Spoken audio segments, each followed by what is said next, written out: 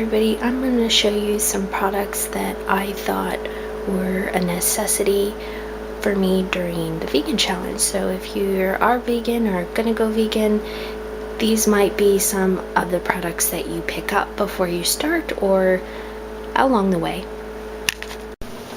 So here are the products. First is almond milk. If you go vegan, you will need some type of dairy-free milk. I used almond milk. There are all kinds of different non-dairy milks out there. There's hemp milk, hazelnut milk, rice milk, soy milk, almond milk, all kinds of different non-dairy milk products. And this is the almond Silk brand almond milk. This is the refrigerated kind.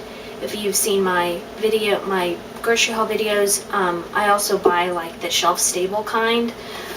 Those are good for emergencies.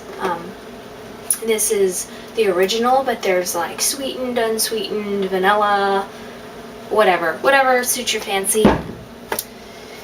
And next is vegetable broth. I've used this in a lot of stuff that I made.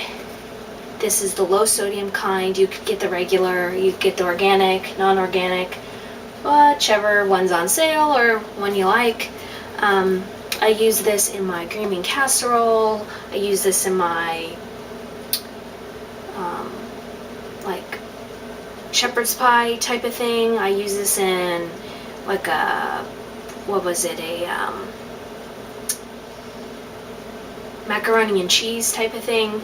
This is a base in a lot of recipes out there, so yeah, you'll need vegetable broth. And here is apple cider vinegar. I use this in a lot of baking products. You could use the regular if you don't have this one. You could use the regular. I mean, there's no, it's the same thing, but this one is raw, so it's a bit on the healthier side. So yeah, I purchased this about a few years ago, like 1 or 2 years ago, and it's not even halfway done yet. So yeah, this is awesome. You can use it daily in your drinks and stuff. It's a good immunity booster. Like if you think you're getting a cold, you just sip some of this. You do it raw or in water, and you should be good to go. Here is vegetable bouillon, Better Than Bouillon. This is actually certified vegan. If you see the label, almost looks like bunny ears. Yeah,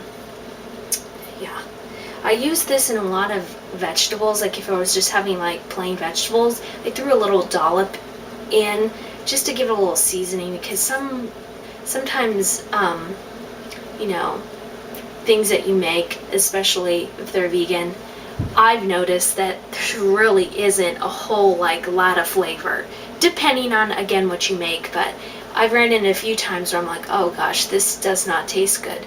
Add this in there, it's decent. So yeah, this is made from seasoned concentrated vegetables. So yeah, love that. Next is chia seeds. Naturally Thrifty Mom, Brittany, used this a lot, and she made her own chia drink, which I have yet to make. I have to make some. This is a superfood, I want to say, and it has omega-3 and omega-6. And omega-3, if you aren't vegan, you would find that in fish. But if you're vegan, you're obviously not gonna have a can of tuna. So this is a great way to get in your omegas. Chia seeds.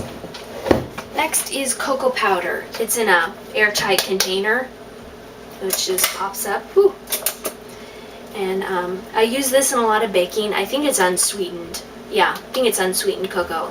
Use this in a lot of baking. So if you're gonna be baking a lot, be sure to get some cocoa. Vegan cheese. I used this only a handful of times. When I went vegan, I totally crossed cheese and even the faux cheese out of my mind. But there was some stuff that I did use. If you watched my meal video, I used it on the tacos and the pizza, and it does melt really nice, and it has I think it has more flavor when it's melted than if you just eat it like this. I don't care for it just like this. I like it more melted. But yeah, when I went vegan, I just totally X'd the cheese, and I don't even, miss the faux cheese. So yeah. And next is the virgin coconut oil. You will use this in a lot of baking. If you're going to be, baking a lot of desserts and stuff, you could use it in cooking. I really didn't use it in cooking so much. I use olive oil, but you could use this for cooking as well. I have a scoop. I have some upstairs in another jar that I use at night for my daily night moisturizer, and this smells so divine. It smells so good, and yeah, you want to eat your face because it smells so good. Here is Earth Balance soy-free butter. They have all kinds of products, and I love the Earth Balance because they are vegan. It says on there. Hopefully you can see it. Can't see what you can see. So yeah, you will need this in a lot of products, especially baking. Next is raw protein powder. I use this in my shakes and things in the morning with some fruit.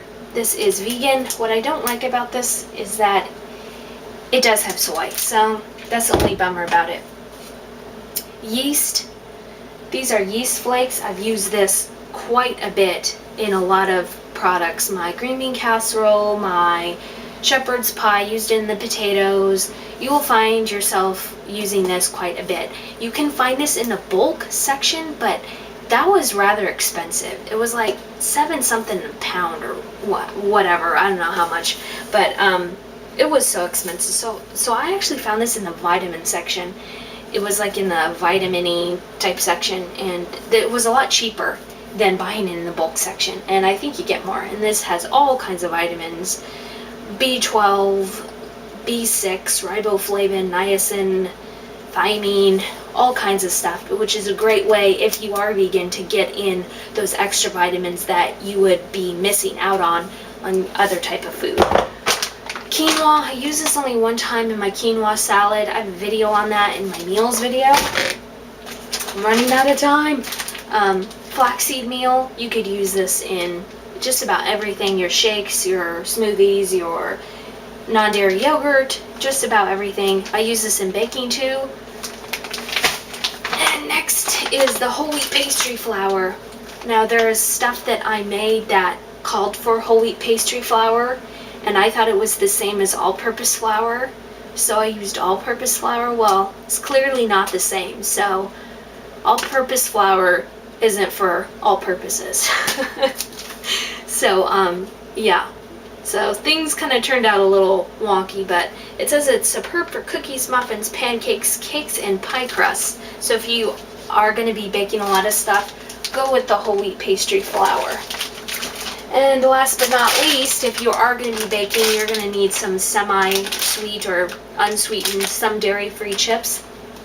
And I made this video quite a few times, and the first time I made it, I mentioned carob chips, which I think is a root, and this is unsweetened. And I used this a few days ago when I was making my some dessert, and it totally slipped my mind that this has milk in it, and I didn't even read the label, and I was so disappointed in myself for not reading the label.